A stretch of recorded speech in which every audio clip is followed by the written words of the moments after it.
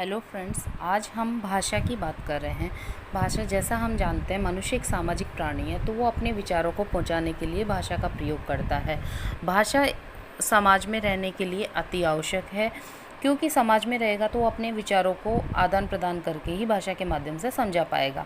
अब हम बात करते हैं कि कभी कभी शब्दों द्वारा, वाक्यों द्वारा अपनी बातों को कैसे प्रकट करते हैं, कभी सिर हिलाकर करते हैं। इसी तरह से हम बात करेंगे तो समाज में रहने वाला व्यक्ति, जो समाज के उच्च वर्गीय शिक्षित वर्ग है, उसको निमंत्रण देने के लिए वो क्या कार्य करता है, निमंत्रण पत्र छपवाता है।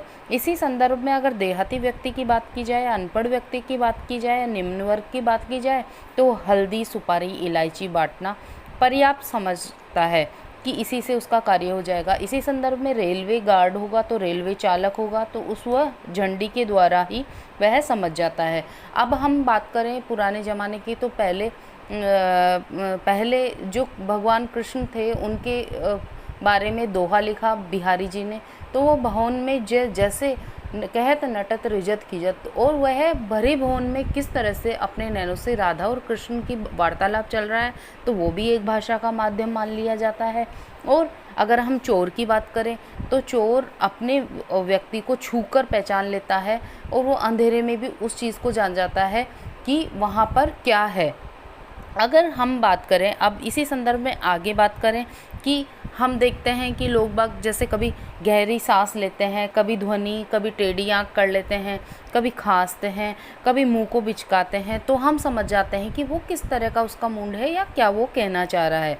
अभी अगर ऐसे में हम यह निश्चित कर लिया जाए कि स्वाद या गंध अब किस बात पे कही जा रही है, तो हम देखो, एक तरह से उदाहरण है कि यदि मैं कॉफ़ी पिलाऊंगा तो समझ जाना कि मेरे पास समय है, तुम्हारा काम करूँगा। यानी कॉफ़ी पिलाऊंगा तो समझ जाना कि तुम्हारे पास समय है, और चाय पिलाऊंगा तो समझ जाना कि मेरे पास समय नहीं है, मैं तुम्हारा काम नहीं करूँगा। ये व्यक्ति का कोड वर्ड भी हो सकता है। अब मेरे कमरे में अगर गुलाब की अगरबत्ती जलती हुई मिले तो समझ जाना तुम्हारा काम है, किंतु अगर चंदन की मिले तो समझ जाना कि तुम्हारा काम नहीं हुआ। आशय है कि गंध और जो गंध है उसके माध्यम से और खुशबू के माध्यम से भी हम ये पहचान जाते हैं, या ऐसा कोड वर्ड बना सकते हैं जिससे हम भाषा का प्रयोग कर सके। अब हम आगे आते हैं भाषा पे। तो भाषा, संस्कृत भाषा, भाषा शब्द संस्कृत के भाष धातु से बना है, जिसका अर्थ होता है बोलना या कहना। कैसे? जैसे भाषा वक्ता के विचारों एवं श्रोता तक पहुंचाती है। हम जानते हैं विचारों का विनिमय ही भाषा है। कैसे पहुंचाएगी? तो जैसा भाषा वह साधन है जिसके माध्यम से हम सोचते हैं और अपने विचारों को व्यक्त करते हैं। अब कैसे करते हैं व्यक्त? भाषा संस्कृत के भाष धातु से हमने पढ़ लिया है। भाषा का अर्थ क्या होता है? बोलना या कहना। अब इस संदर्भ में आप बात करें किस तरह से बोला जाएगा या कहा जाएगा, तो जैसे चुटकी बजाना, ताली बजाना, ये भी भाषा का माध्यम है। अब हम बात करें कि सबकी मानव की भाषा होती है। मानव की कैसी भाषा होती है? मानव की भाषा समझने के लिए मानवेतर की भाषा समझना बहुत ज़रूरी है। अब मानवेतर की बात की जाए तो मधुमक्खियों की भाषा। मधुमक्खियों की भाषा कैसे होगी? मानवेतर की भाषाओं की प्रमुख भाषा कौन सी होती है? मधुमक्खियों की भाषा होती है। मधुमक्खियाँ, आप देखते हो कि मधुमक्खियाँ सांकेतिक भाषा का प्रयोग करती हैं। सांकेतिक भाषा कैसे करती हैं प्रयोग? मान लीजिए मधुमक्खियों को उड़ते उड़ते कहीं दूर चली गई और काफ़ी दूर उनको फूल मिल गए, जिससे वह खाद्य सामग्री ले आती है और लौटकर अपने छत्ते पर आती है। वहाँ पर उसको विभिन्न प्रकार का नाच करके या फिर नृत्य करके वो अपने सहवासियों को कहती है कि, सहयोगियों को कहती है कि तुम भी, वो सूचना देती है कि तुम भी वहाँ चलो, और सामग्री छत्ते पर किस दशा में है वो उसको बताती है। लगभग कितनी दूर तक वो जाकर मधुमक्खियाँ और वहाँ से खाद्य सामग्रियाँ लेके आती हैं, तो वो हो गई सांकेतिक भाषा। अब हमने इसी संदर्भ में बात की थी, भगवान कृष्ण की भी सांकेतिक भाषा है, क्योंकि वो जानते हैं कि उन दोनों को आपस में क्या बात करनी है। इसके बाद में हम आएंगे पक्षियों की भाषा। तो पक्षियों की भाषा बहुत पुराने ज़माने से ही चलती आ रही है कि बोलते तथा गाने और लोगों का ध्यान रखा जाता है। कैसे? पौराणिक कथाओं में, लोक कथाओं में देखो, बोलने गाने के संदर्भ में अनेक भाषाएं मिलती हैं। पक्षियों की भाषा जैसे कोयल कोक देत है, कागा कोक लेत, केवल मीठे वचन से सबको मन हर लेत। यानी कोयल क्या है? कोयल कोको देत है। कोयल यानी कोयल की भाषा कैसी होती है? मीठी होती है। और काको लेत यानी काका कौवा जो बोलता है तो वो एक उसको कहेंगे हम कर्कश भाषा होती है। और कोयल के केवल मीठे वचन से ही वो सबका मन हर लेती है। तो इनकी भी एक भाषा होती है। फिर उसके बाद बात की जाए अपनी प्राइमेट की भाषा। प्राइमेट क्या होता है? प्राइमेट जीव विज्ञान का एक बहुसमावेशी शब्द है। यह स्तनपायी प्राणियों जैसे बंदर, लंगूर, बैल, गिबन, गोरिल्ला, चिंपांजी, वन मानुष आदमी मतलब इसका प्रयोग सबसे ज़्यादा करते हैं। फिर उसके बाद में हम बात करेंगे पेड़ पौधों की भाषा का। तो पेड़ पौधों की भाषा कैसी होती है कि एक समय था जब पेड़ पौधे जड़ माने जाते थे।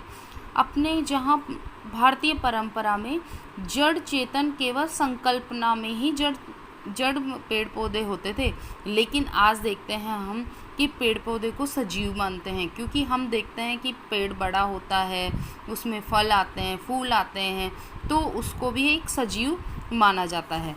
फिर इसके बाद में हम बात की जाएंगी कि भाषा के अभिलक्षण, यानी भाषा में कौन कौन से लक्षण होते हैं। लक्षण का अर्थ क्या होगा? भाषा के विलक्षण में विशेषता या मूलभूत लक्षण। इसके मूलभूत लक्षण क्या क्या हो सकते हैं? तो भाषा का आशय मनुष्य के अभिलक्षण से ही है, पर इसके मूलभूत लक्षण भी होते हैं। कैसे होते हैं? कि सबसे पहले याच्छाद्रिकता, यानी क्या होगा कि याच्छाद्रिक यानी होता है इसका अर्थ होता है जैसी इच्छा हो या माना हुआ हो। हमारी भाषा में किसी वस्तु या किसी भाव को सहज स्वीकार करना तर्क संबंध है, लेकिन समाज में इच्छा अनुसार माना हुआ संबंध है। जैसे याच्छाद्रिक कैसे होगा कि पानी के लिए सभी भाषाएं पानी का प्रयोग करते हैं। अंग्रेजी में कौन करता है? अंग्रेजी में पानी का प्रयोग नहीं होगा, वाटर का होगा।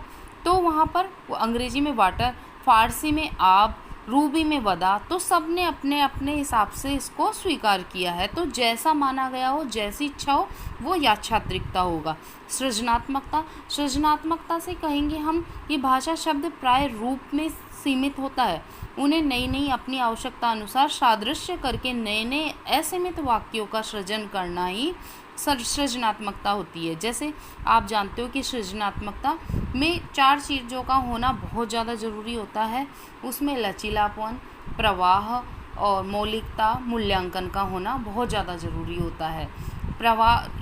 सृजनात्मकता में सबसे पहले बात करेंगे हम मौलिकता की। तो उसमें मौलिकता होना, भाषा में अगर बात करेंगे तो भाषा में मौलिकता होना बहुत ज़रूरी है, और लचीलापन भी होना ज़रूरी है, ताकि हम उस भाषा को जहाँ जो कि त्यो न स्वीकार करके उसका हम देखते हैं कि अगर हम जैसे हम एकदम डिक्टो अगर किताब की कॉपी करके बोलेंगे तो उस चीज़ में मज़ा नहीं आएगा। लेकिन हम उस चीज़ में जो शब्दों का प्रयोग करके अगर श्रोता को सुनाएंगे, जैसे वक्ता बोलेगा और श्रोता को शब्दों का प्रयोग करके उसको सुनाएंगे तो उसको मज़ा आएगा। जैसे एक चीज़ की आवृत्ति को हम बार बार करेंगे तो वो चीज़ वहाँ पर उसकी औचित्यता ख़त्म हो जाएगी। तो औचित्यता लाने के लिए हमें सबसे पहले सृजनात्मकता का प्रयोग करना पड़ेगा। और सृजनात्मकता में लचीलापन और प्रवाह का प्रयोग हो। लचीलापन यानी जहाँ चाहो वहाँ पर एडजस्ट कर दो उस चीज़ को। अगर हम सोचें कि ये शब्द यहाँ पर और होना चाहिए, आप उसको पढ़ेंगे तो आपको खुद को लगेगा नहीं यार ये लाइन सही नहीं है, इसमें हम इस चीज़ को और फिट कर सकते हैं। तो लचीलापन यानी उस चीज़ को वहाँ उस शब्द को कोई शब्द ऐड करना चाहे तो लचीलापन। और प्रवाह यानी हम मान लो अपन ने एक बात की, फिर दूसरी बात कहेंगे, फिर तीसरी बात कहेंगे, तो फ्लोर चलता जाता है, फ्लोर चलता जाएगा, उसको हम प्रवाह की गिनती में लेंगे। फिर उसके बाद में हम अनुकरण पे आएंगे। अनुकरण क्या होगा? अनुकरण यानी हम जानते हैं कि भाषा अनुकरण भी अनुकरण द्वारा सीखी जाती है। यानी आपकी माँ जैसा बोलेगी वैसा आप अनुकरण करेंगे, आपका शिक्षक जैसा बोलेगा वैसा अनुकरण करेंगे। तो अनुकरण की भाषा भी होती है। फिर उसके बाद में परिवर्तनशीलता, हम जानते हैं परिवर्तन कैसे होगा कि पीढ़ी दर पीढ़ी परिवर्तन हो रहा है। भाषा में पहले अलग तरीके से भाषा बोली जाती थी, अब कुछ ऐसे शब्द आए हैं जिनका अर्थ बताकर उस तरह से परिवर्तन होता है। तो परिवर्तनशीलता भी एक भाषा का लक्षण हो सकता है। फिर हम कहेंगे विभक्तता। विभक्तता कैसे कि मानव भाषा का स्वरूप ऐसा है कि पूरा जो अवांछित रूप एक है उसमें, उदाहरण के लिए जैसे वाक्य है, वाक्य के एकाधिक शब्द बनता है, वाक्य से एकाधिक शब्द बनता है तथा शब्द से एकाधिक ध्वनियाँ बनती है। तो इसमें क्या है कि बहुत सारी विभिन्नता है। जैसे वाक्य से क्या वाक्य किन से मिलकर बना? शब्द, और शब्दों से मिलकर शब्द किससे मिलकर बना? ध्वनि। तो इसमें बहुत सारा विभक्त हुआ, तो इसमें विभक्तता पाई जाती है। फिर द्वैतता की बात आएगी। द्वैतता यानी भाषा में किसी भी वाक्य को उच्चार को ले, यानी दो स्तर होते हैं इसमें, एक तो इकाई सार्थक होती है और दूसरे में इकाई निरर्थक होती है। इन दोनों स्तरों की स्थिति द्वैतता कहते हैं। जैसे उदाहरण के लिए बंदर ने फल तोड़े, जैसे क्या हुआ? बंदर ने फल तोड़े, तो वाक्य में बंदर, धन, ने, धन, फल, धन, तोड़, दंड, डे, ए, तो ये 5 सार्थक इकाई इसमें रूपित हैं। तो दूसरे स्तर पर इकाइयों में वे ध्वनियाँ हैं जिनमें सार्थक ध्वनियाँ होंगी। जैसे बंदर, तो ब को तोड़ेंगे हम, तो ब, अ, न, द, अ, र, तो ये 6 ध्वनियाँ आएंगी। ये ही द्वैतता कहलाएगी। ठीक है, अब हम आएंगे औपचारिक अनौपचारिक भाषा पे। तो औपचारिक भाषा कैसे होती है? यानी औपचारिक निश्चित समय में निश्चित कार्य अवधि में किया गया कार्य ही औपचारिक भाषा कहलाएगी। औपचारिक भाषा आप जानते हैं, जैसे कि औपचारिकता करना। औपचारिकता हम कैसे करेंगे कि किसी चीज़ को मान लो कि हमने उसको ज्यों का त्यों स्वीकार कर लिया, और ज्यों का त्यों नहीं करके उसमें निश्चित समय निश्चित कार्य अवधि, जैसे आप मान लो बीएड कर रहे हैं, तो बीएड का जो 2 वर्षीय कोर्स है या 2 वर्षीय सिलेबस है, तो वो आपका औपचारिकता होगी, जिसमें निश्चित कार्यकाल में निश्चित पाठ्यक्रम द्वारा जो कार्य करवाया जाता है वो औपचारिक कहलाएगा। और अनौपचारिक भाषा किसे कहेंगे? अनौपचारिक भाषा वह भाषा होती है जिसके अंदर हम कहीं से भी ज्ञान प्राप्त कर सकते हैं, कहीं पे भी शिक्षा प्राप्त कर सकते हैं, तो